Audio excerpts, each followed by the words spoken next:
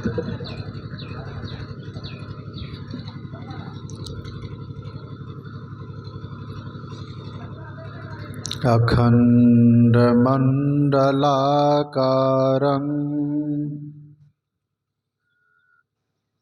व्याप्तं येन चराचरम्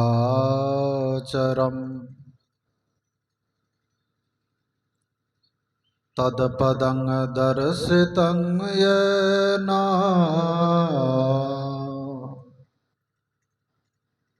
तस्मै श्रीगुरवे नमः।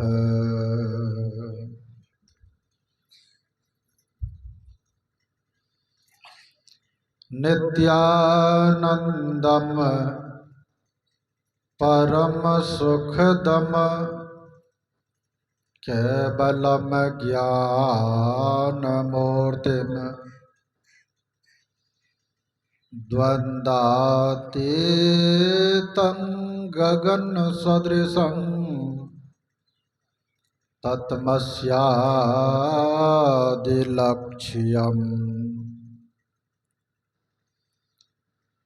एकं नित्यं विमलमचलं सर्वधि साक्षिभूतं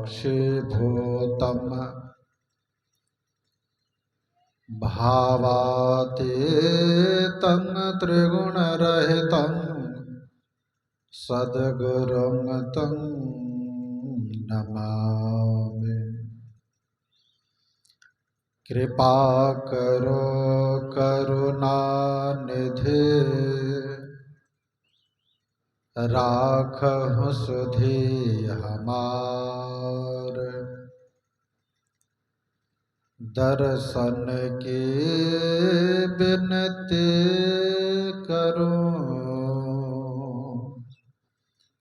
मान ले हो सरकार।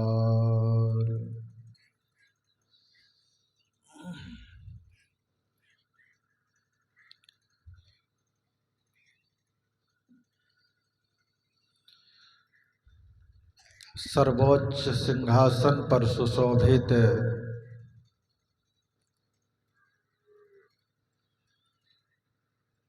20वीं सदी के महान संत सद्गुरु भगवान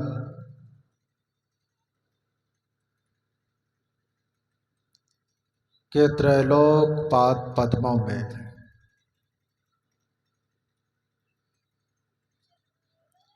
एवं दुनिया के तमाम ऋषि मुनि साधु संत महापुरुषों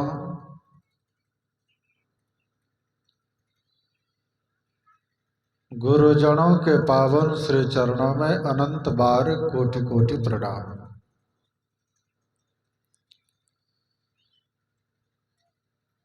वंदनीय उपस्थित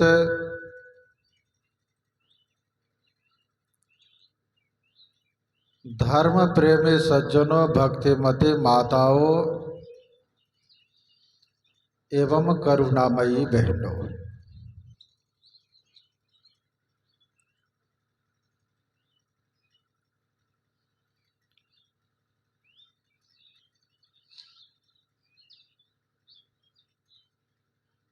अभी हम लोग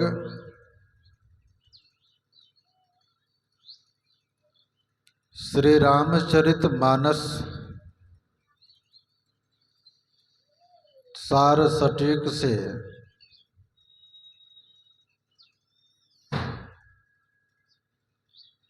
पाठ को सुन रहे थे।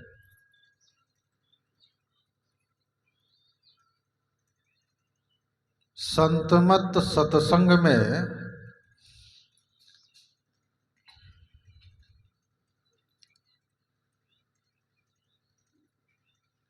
प्रातःकालीन कार्यक्रम में वेद उपनिषद आदि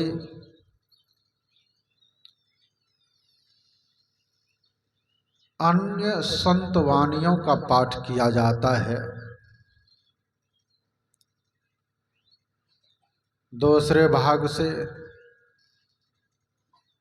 और तीसरे भाग से अनुभवी विद्वानों की वाणी का पाठ किया जाता है और चौथे भाग से सदगुरु भगवान महर्षि में ही परमहंस जी महाराज की अनुभव सिद्ध वाणी का पाठ किया जाता है। अपराह्न कालीन सत्संग में गोस्वामी तुलसीदास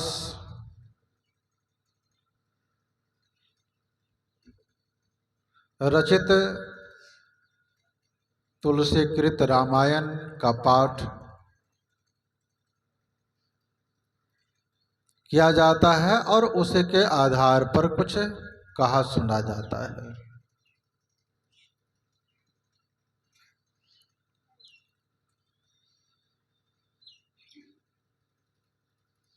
एक जगह है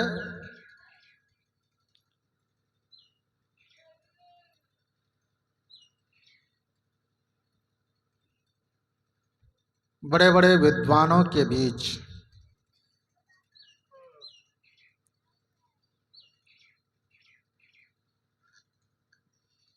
हमारे सदगुरु भगवान महर्षि में ही परमहंस जी महाराज का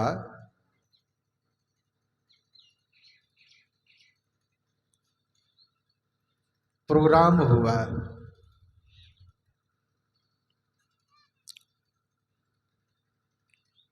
तो उस प्रोग्राम में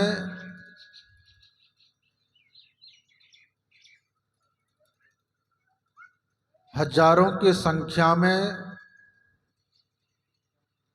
श्रद्धालुओं की उपस्थिति हुई।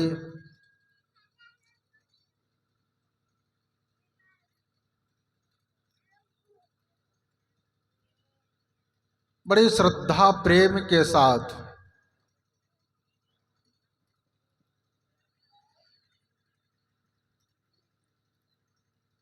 श्रद्धालु श्रोतागण सत्संग को सुन रहे थे।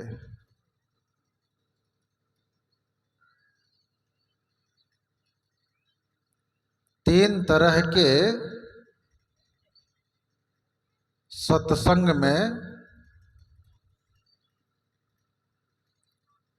तीन तरह के व्यक्ति होते हैं। एक श्रोता, श्रोता मतलब ध्यान दे करके सुनने वाले, उसको अपने अंदर विचार करने वाले, उस विचार पर चलने वाले। दूसरे होते हैं श्रोता, सरोता। जिस सरोता से क्या करते हैं, सुपारी को कतरते हैं।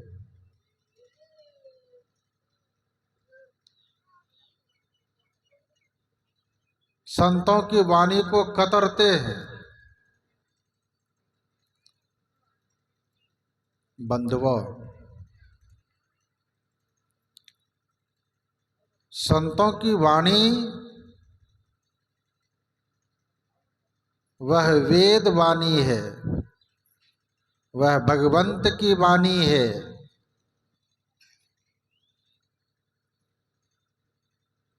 वह अनुभव सिद्ध वाणी है। उस वाणी को सुनेंगे तो 4 खाने 84 लाख योनियों से मुक्त हो जाएंगे। तो कतरने वाले व्यक्ति सरोता के ऐसा जो सुनने वाले होते हैं, उसको लाभ नहीं मिलता है।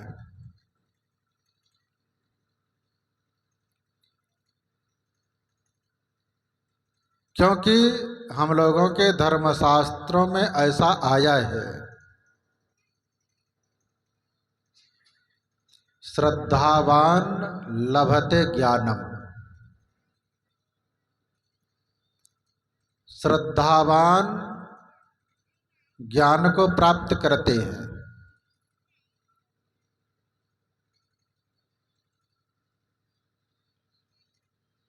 तो जब बातों की कतरा करेंगे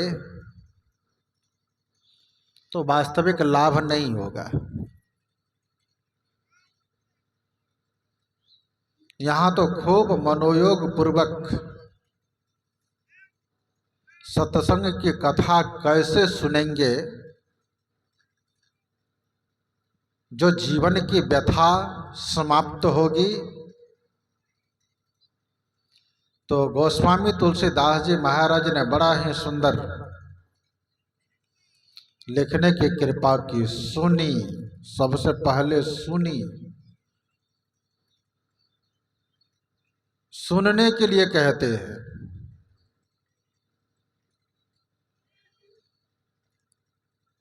अगर सुनने में हेर फेर हो गया तब तो बड़ा गड़बड़ हो जाएगा।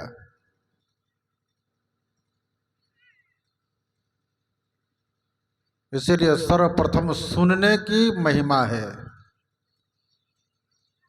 डॉक्टर साहब के यहाँ सत्संग हम लोग कर रहे हैं।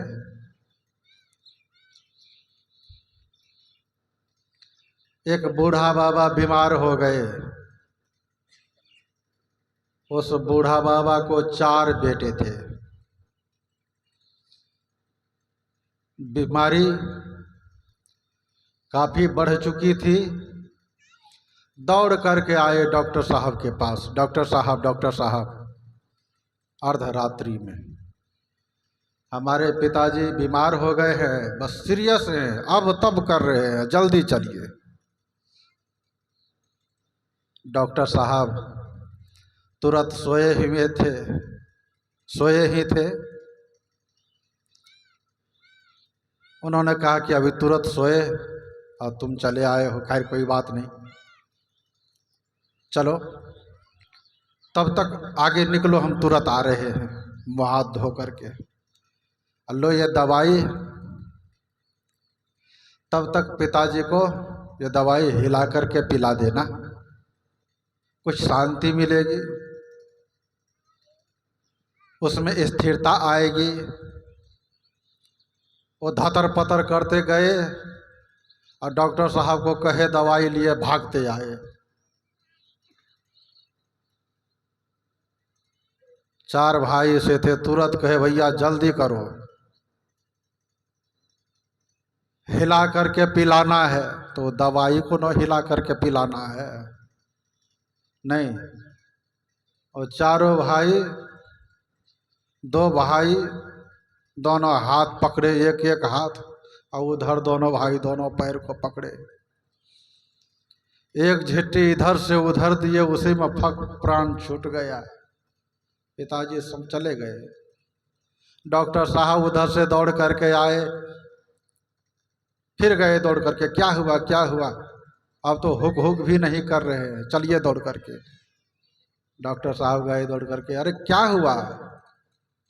तो आप बोले थे हिला करके पिलाने के लिए, एक के झिट्टी तो मारे, उसी में चले गए वो। डॉक्टर साहब ने कहा कि तुमको दवाई हिला करके बोले थे ना पिलाने के लिए, कि पिताजी को ही हिलाना शुरू कर दिया। कहने का भाव, सुनने में हेर फेर हो गया तो पिताजी से हाथ धो लिए। बंधुओं, ठीक उसी प्रकार से सुनने में अगर हेर फेर हुआ तो जन्म मरण का जो फेर है उस फेर में पड़ जाएंगे। पुनरपि जननं पुनरपि मरणं पुनरपि जननी जठरे शयनम। पुनः पुनः मातृ गर्भाशय में आएंगे, फिर जन्म लेंगे, फिर मरेंगे, फिर मातृ गर्भाशय में जाएंगे, फिर जन्म लेंगे। यह क्रम लगा हुआ ही रहेगा। न जाने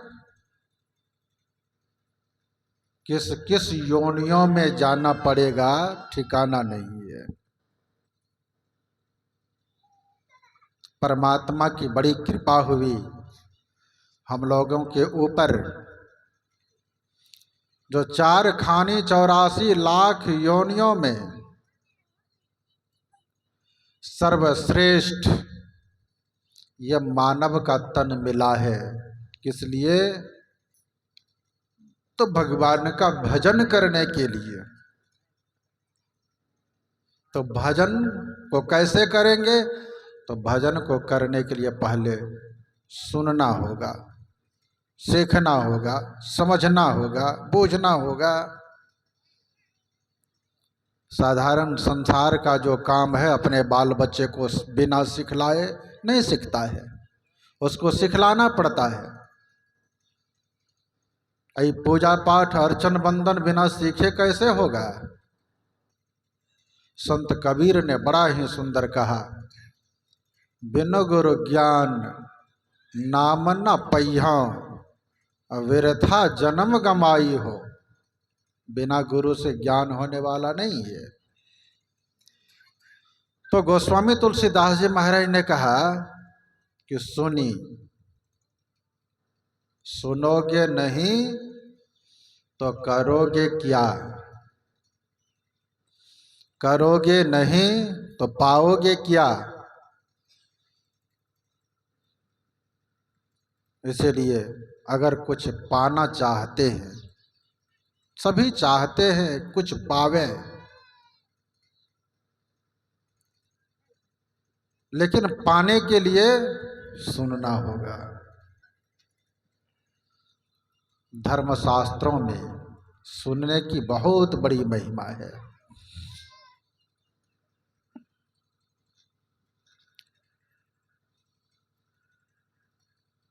भागवत महापुराण में बड़ा ही सुंदर एक प्रसंग है।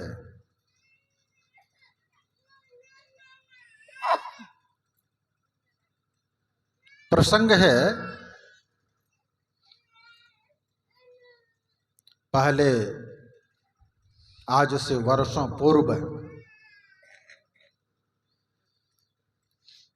लोग व्यापारी सब जो व्यापार करते थे तो घोड़े पर लदनी करते थे। गांव देहात से जिनिस खरीदते थे और बाजार में बेचते थे। एक व्यापारी देहात से जिनिस खरीद करके बाजार में जा रहे थे बेचने के लिए, और गांव घर का सड़क कीचड़मय सड़क हो करके उसको जाना पड़ रहा था। जा रहे थे, उस कीचड़मय रास्ते से जाने के क्रम में उस व्यापारी का जो बैल था ना, बैल कीचड़ में फंस गया। जब कीचड़ में फंस गया तो बहुत प्रयास किया व्यापारी कि किसी तरह से बैल को डरा करके, धमका करके, पुलकार करके पार कर लें, लेकिन नहीं हुआ। बहुत प्रयास किए, लाखों प्रयास करने के बावजूद भी नहीं पार हो सके बैल। संतों की वाणी में बड़ा ही सुंदर आया, क्रोध में होती आंखें लाल, क्रोध में नोच डालता बाल, क्रोध में सभी बिगड़ती चाल, क्रोध में करता आत्मविनाश। सब कुछ क्रोध में होता है। और क्रोध सिर्फ मूर्ख को होता है, सिर्फ विद्वान को होता है, किसी खास जात के लोगों को क्रोध होता है ऐसी बात नहीं। क्रोध तो क्रोध है, चाहे कोई भी व्यक्ति क्यों नहीं हो, वो क्रोध बेशोध कर देता है।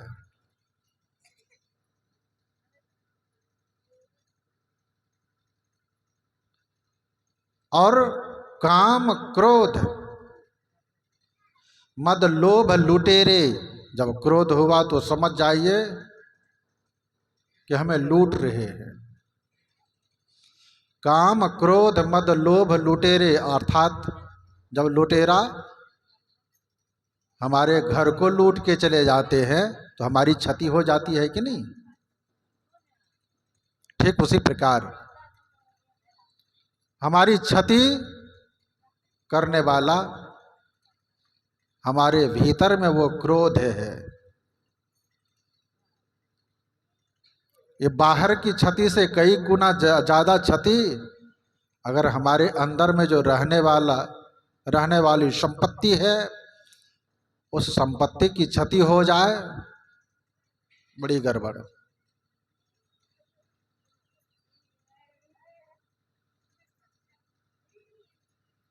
तो काम क्रोध मद लोभ लुटेरे, जन्म जन्म की बैरी मेरे, यह जन्म जन्म की बैरी बाहर से कई गुना ज्यादा हमारे आपके भीतर है।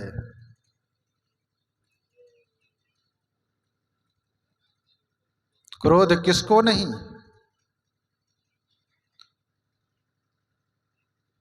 एक समय की बात है, मैं टहलते जा रहा था उत्तर से दक्षिण की ओर। देखे एक कुत्ता को बिल्कुल अपनी दूम को, नंगड़ी को सुटकाए जा रहा था दक्षिण की ओर। अचानक उसको दो चार कुत्ते देख लिए, उसके पीछे दौड़े। बहुत दूर थे हम,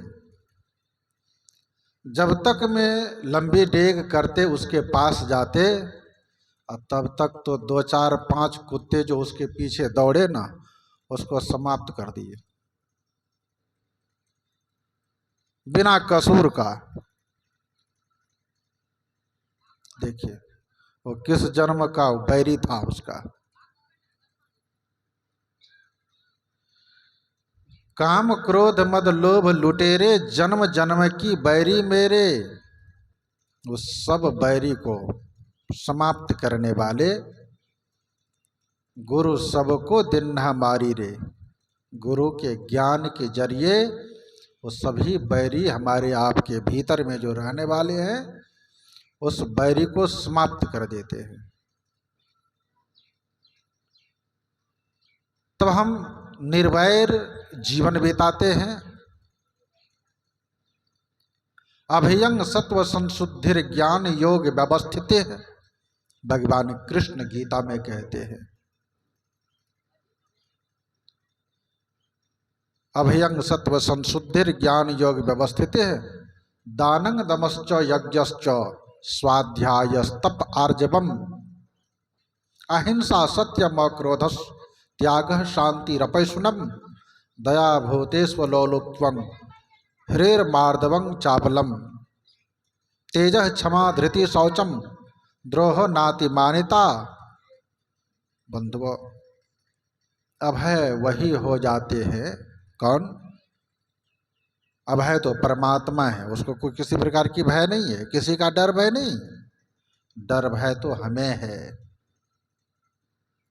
उस अभय परमपिता परमात्मा का भजन करो, क्योंकि उसी का तुम अंश हो।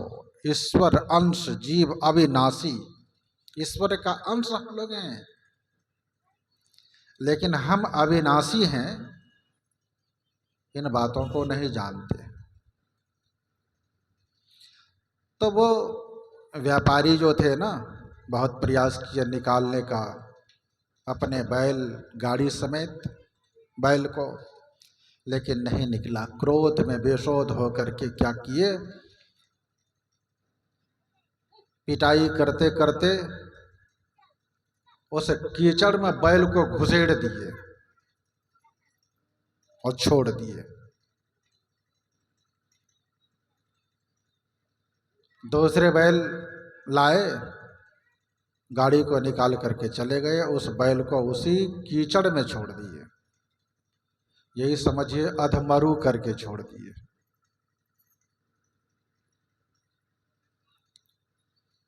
उस बैल की दयनीय स्थिति को देख करके गांव घर के लोग को बड़ा क्षोभ होने लगा कि कैसा व्यापारी था, जरा सा भी दया धर्म की बात नहीं।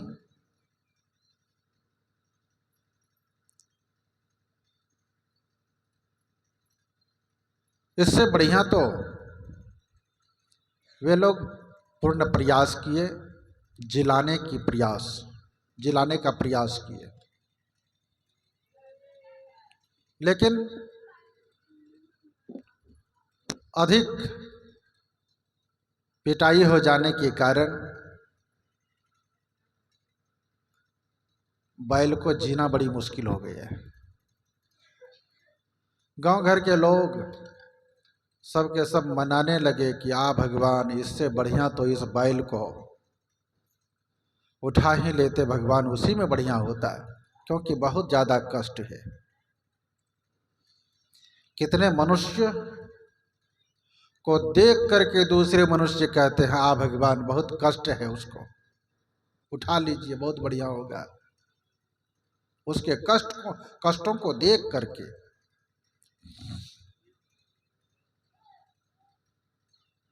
उस गांव के जितने बूढ़े बुजुर्ग सब थे, सब के सब आए,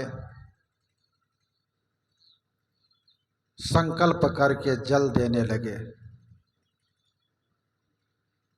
कि हम लोग जो थोड़ा बहुत पुण्य किए हैं, उस पुण्य का फल संकल्प करके दे रहे हैं इस बैल को, इसका शरीर छूट जाए।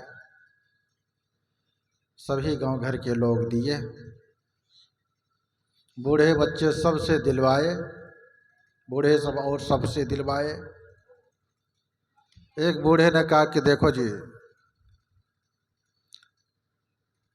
टोले के अंतिम में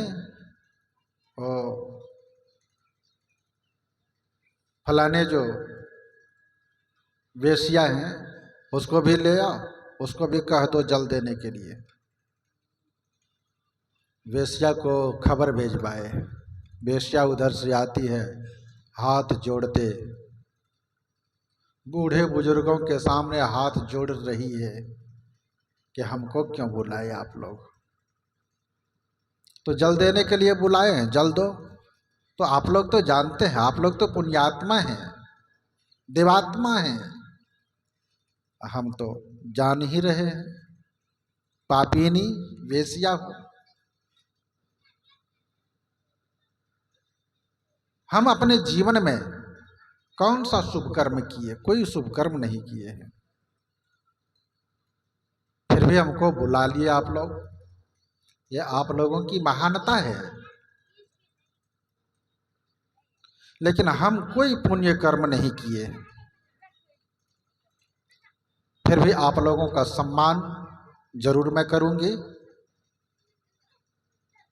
सम्मान के भाव से मैं भी संकल्प करके जल दे रही हूं।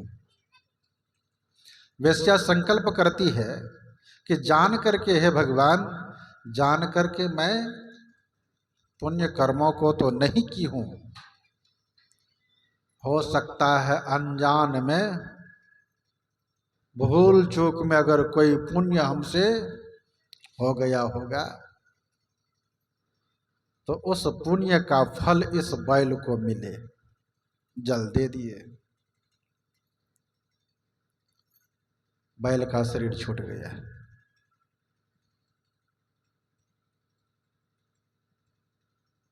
बैल का शरीर छूटा, सभी लोग चले गए अपने अपने घर। उसके निमित्त जो हुआ अपने अपने ढंग से सबके सब कर लिए। लगभग 17-18 वर्षों के बाद उस वेश्या के यहाँ आज एक ब्रह्मचारी का पदार्पण हुआ है।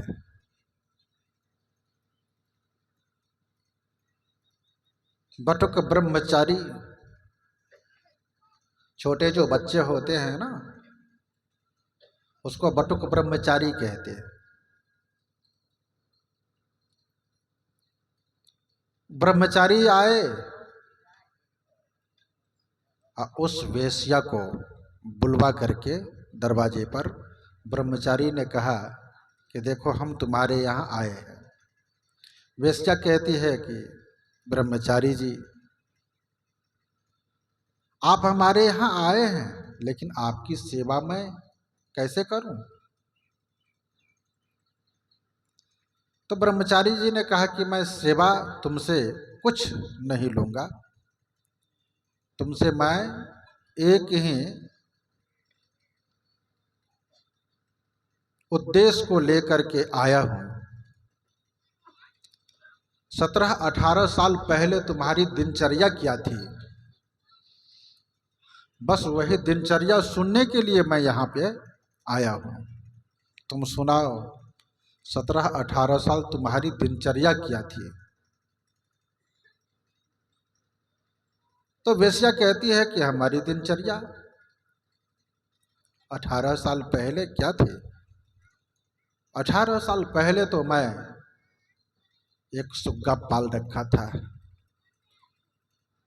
बस उसी सुग्गा से प्रातः काल जगते ही उस सुग्गा के पास मैं बैठती थी और बहुत सुंदर ढंग से वो सुग्गा, पालतू सुग्गा आवाज करता था और सुनने में बहुत ही सुंदर लगता था। इसके बाद वह टै टै करने लग जाता था तो मैं वहाँ से उठ जाती थी। फिर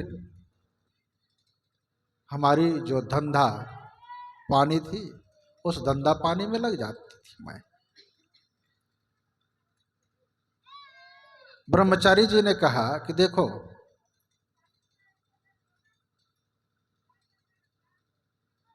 उस सुग्गे के रूप में वह सुग्गा उस क्षेत्र से बजा करके, जो सुग्गा बजाने वाले बहेलिया होते हैं, उस क्षेत्र से बजा करके लाए जिस क्षेत्र में साधु संत महापुरुषों का आश्रम था, जहां पर प्रतिदिन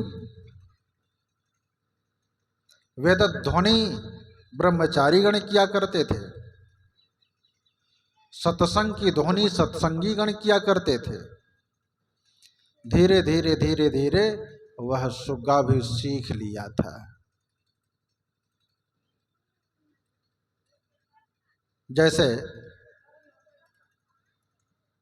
किसी किसी जगह मैं देखता हूं, शिवालय में, ठाकुरवाड़ी में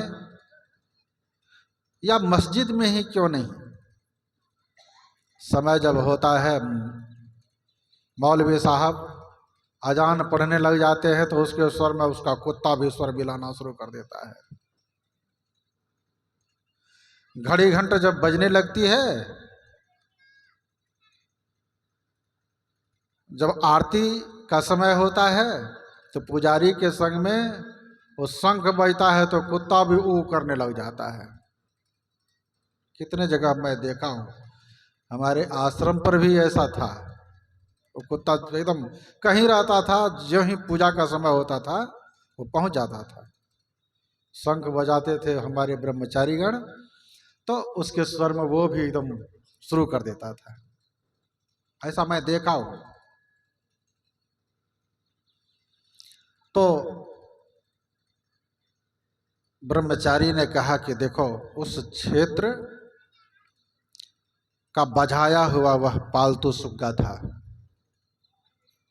वह वेद ध्वनि कर रहा था जिसको तुम बहुत गौर से सुनती थी। और सुनने का परिणाम क्या हुआ? मैं उस बैल के योनि में था। मैं ब्रह्मचारी उस बैल के योनि में था, जो व्यापारी हमको मारते मारते कीचड़ में घुसेड़ दिया था। लेकिन आज मैं तुमसे मिलने के लिए, तुमसे 18 साल पहले की दिनचर्या पूछने के लिए इसीलिए आया कि बहुत बड़ा तुमने हमारा उद्धार किया, उपकार किया। उपकारी का उपकार जिंदगी में कभी नहीं भूलना चाहिए, चाहे थोड़ा या बहुत। जिससे हमारा उपकार हुआ है, उपकारी का सम्मान जरूर करना चाहिए। नहीं तो कृतघ्न नीच योनियों में जन्म लेना पड़ता है, घोर अवीची नरक में जाना पड़ता है। हमारे धर्म शास्त्रों में ऐसा आया है। इसीलिए भगवान मर्यादा पुरुषोत्तम श्री रामचंद्र जी महाराज खूब समझाते हैं, जो न तरई भव सागर। ये भव सागर से तरने का उपाय क्या है? तो मानुष जन्म को सफल करना है। कैसे? तो गुरुजनों से शिक्षा दीक्षा प्राप्त करके मानस जप, मानस ध्यान, दृष्टि साधन, योग की क्रिया करके हमारा आपका मानव जीवन सफल होगा। साधन धाम मोक्ष कर द्वारा, पाई न जेहि परलोक सवारा। जो न तरई भव सागर, नर समाज अस पाय। ऐसा सुंदर मानव तन को पा करके जो भव सागर तरने का यत्न नहीं जानते हैं, भगवान समझाते समझाते अंत में क्या कहेंगे? लाचार हो करके कहते हैं कि सो कृत निंदक मंदमति, आत्म हनगति जाए। उस मंदमति को आत्महत्यारे की गति जो मिलती है, उस गति को वो प्राप्त करेंगे। इसीलिए बंधुओं, ये सुंदर मानव का तन जो हम लोगों को मिला है, तो किस लिए मिला? तो भगवत भजन करने के लिए मिला है। तो हम कह रहे थे, ये पाठ जो कराया जाता है, सदगुरु महाराज का प्रसंग उठाए थे हम। उनका प्रोग्राम होने वाला था, तो वहां पर हजारों लाखों श्रद्धालुओं का आगमन हुआ था। बड़े प्रेम से, श्रद्धा से भगवत भजन सुमिरन कर रहे थे। सदगुरु महर्षि में ही परमहंस जी महाराज की वाणी को सुनने के लिए आए थे। तो स्तुति विनती हुई, अब पाठ शुरू हुआ। तो पाठ जब शुरू हुआ तो खूब बढ़िया से हो रहा है।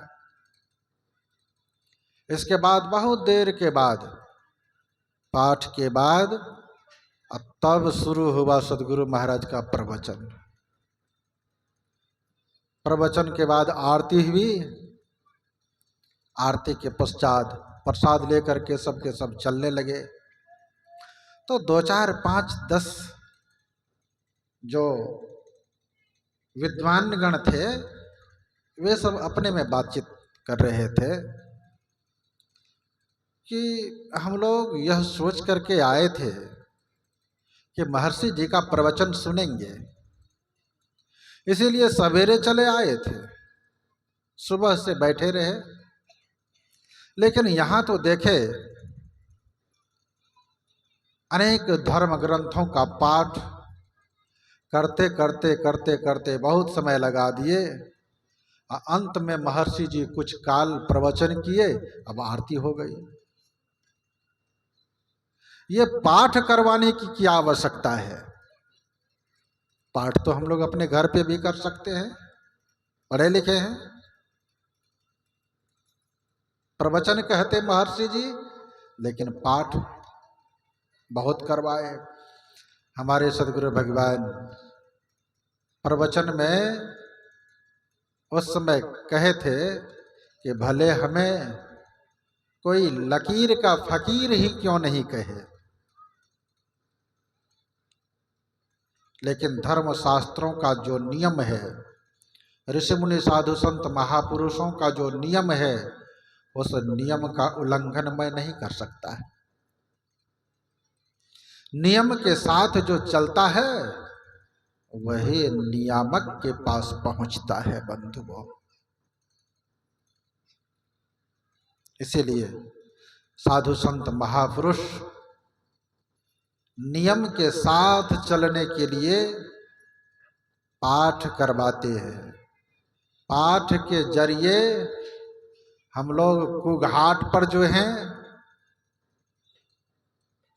इसीलिए हमारे आपके जीवन में अशांति है, इसीलिए हमारे आपके जीवन में दुख है, वो घाट पर जो है।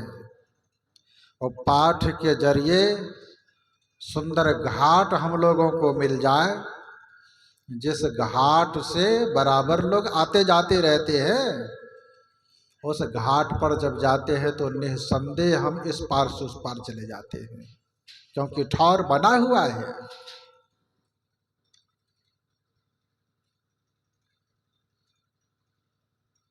बंधुओं, इसीलिए पाठ करवाया जाता है। जैसे किसी को विष व्याप गया है तो विष व्यापे व्यक्ति के सामने या उसके नाम पर क्या करते हैं?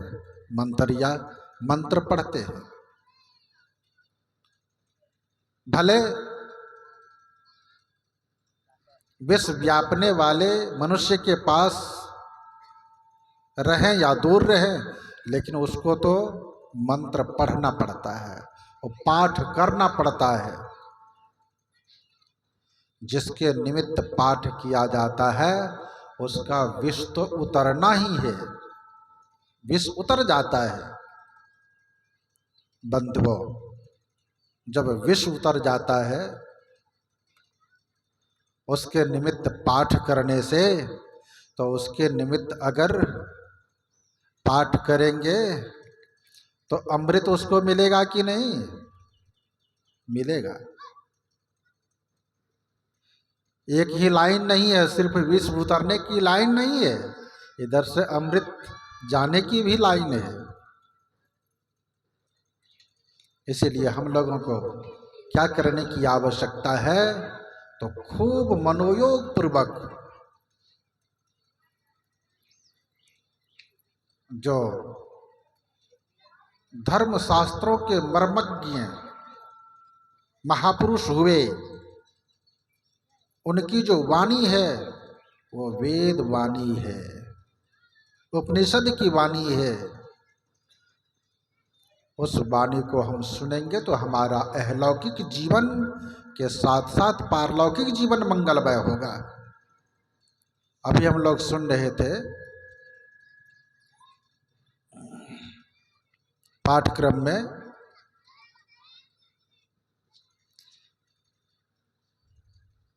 वे प्रभु ऐसे हैं, मसकहि करई विरंचि प्रभु, अजहि मसकते हीन। वे प्रभु ऐसे हैं कि प्रभु मच्छर के समान जो है ना, उसको ब्रह्मा बना देते हैं। और जो ब्रह्मा के समान है उसको मच्छर बनाने में भी विलंब नहीं होता है। वे ऐसे सर्वसमर्थ प्रभु हैं। उस प्रभु की इतनी बड़ी महिमा है। इस महिमा के बारे में थोड़ा सा हम लोग सुनेंगे।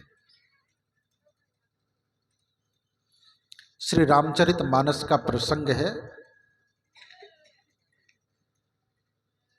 मर्यादा पुरुषोत्तम भगवान श्री राम, ये ले भगवान कृष्णचंद्र जी महाराज,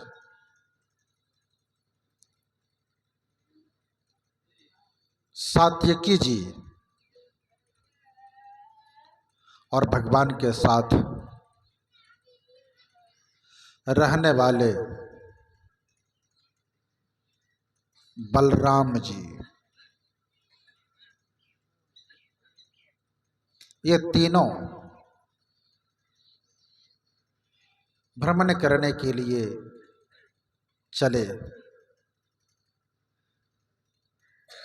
गंतव्य स्थान पे नहीं पहुंच पाए।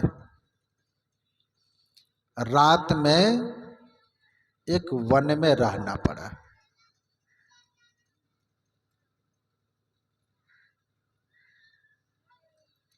पहले के जमाने में अगर कोई मनुष्य मिल जाते थे तो उसका भय समाप्त हो जाता था कि आह, एक मनुष्य मिल गए हैं। लेकिन अभी रास्ते चलते अगर मनुष्य मिल जाता है तो भय होता है।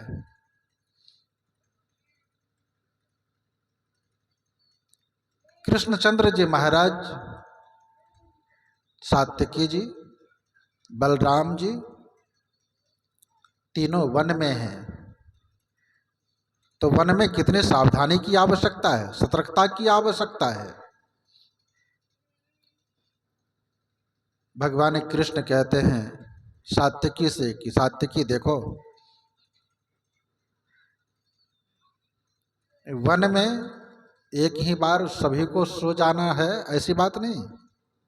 हम लोग जग जग करके सोएंगे, एक सोएंगे, दो सोएंगे तो एक जगे रहेंगे।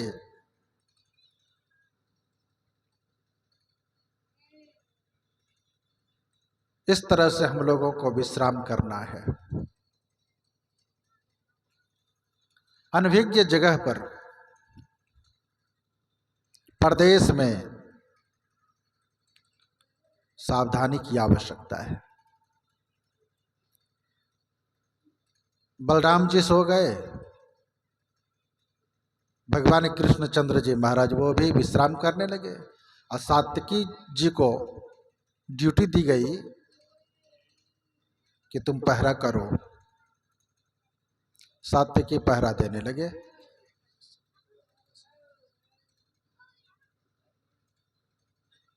आप लोग थोड़ा थोड़ा आगे खसक जाइए, थोड़ा सब कोई धीरे से आगे खसक जाइए, थोड़ा सा आगे खसको।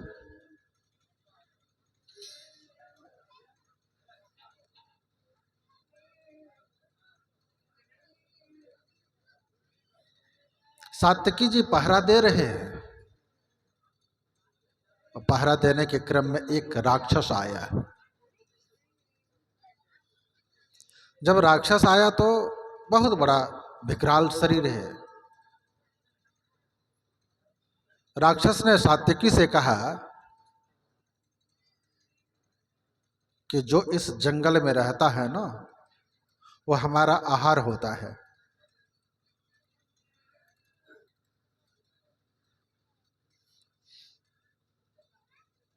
अगर तुम हमको हरा देगा तब तो आहार नहीं बनेगा, और नहीं तो यहां से भागो, और नहीं तो हमारा आहार बन जाएगा।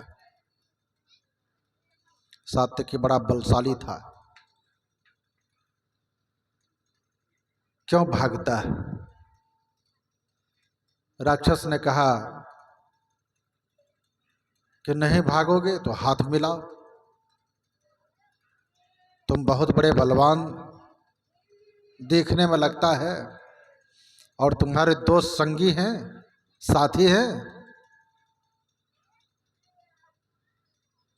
उसकी पहरा में तुम लगे हो, तो पहले हाथ मिलाओ हमसे। सात्यकी हाथ मिलाया। हाथ मिलाने के लिए जो ही आगे बढ़े, और राक्षस तो बलवान था ना, हाथ मिला भी नहीं सके, इतनी तेजी के साथ उसको धराशायी कर दिए सात्यकी को कि मत पूछिए। सुख बुगाने भी नहीं दिए सात्यकी को, इतना बलशाली था वो राक्षस। धीरे से बलराम जी को जगा दिए, भैया हमारी हालत देखो क्या हो गया, अब तुम जग करके पहरा करो, अब हमसे पार पाने नहीं होगा, अब हम लाचार हो गए। राक्षस तो इसको धराशायी किया, भाग गया। बलराम जी जब जगते हैं तो देखते हैं कहीं कुछ नहीं है, कहीं कुछ नहीं। कुछ काल के बाद फिर वही राक्षस आया। राक्षस आ करके अब बलराम जी से भी वही बात कहते हैं, इस जंगल में जो रहता है वो हमारा आहार होता है, अगर आप आहार बनना चाहते हैं तब तो कोई बात ही नहीं, और नहीं तो हमसे हाथ मिलाइए, जब हमको हरा देंगे तो हम हार मान लेंगे, और नहीं अगर आपको हरा दिए, आप हमसे डटे रहे,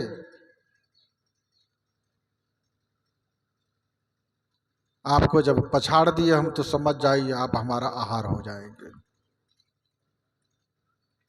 बलराम जी बड़े शक्तिशाली थे, वो भी हाथ भिड़ाए बढ़ाए, उसको भी धराशायी कर दिए वो राक्षस। उसको जब जब धराशायी कर दिए तो वे भी लाचार हो करके भगवान कृष्ण को जगा दिए। भगवान कृष्ण जब जगे तो फिर राक्षस फिरार उससे पहले हो गया, जगने से पहले। कुछ काल के बाद फिर भगवान कृष्ण के सामने आ गए।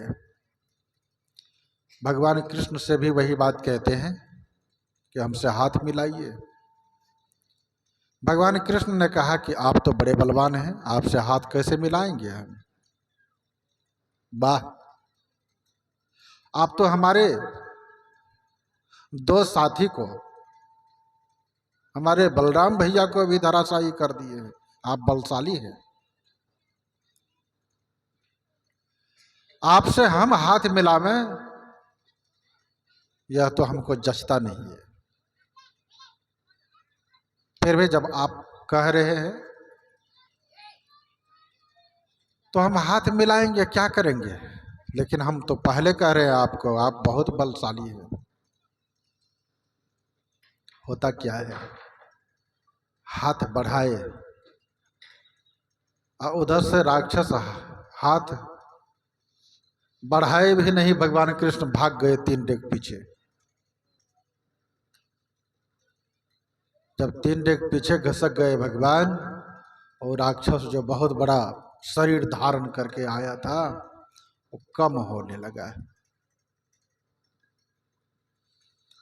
ऐसा हो गया होते होते, अब बार बार भगवान को कहे हाथ मिलाने के लिए, भगवान उसकी बड़ाई ही करते रहे। हाथ भी मिलाने के लिए आगे बढ़ते थे लेकिन भाग जाते थे पीछे। ये नटवर लाल तो बहुत तुस्त चालाक थे। ऐसा करते करते करते करते उस राक्षस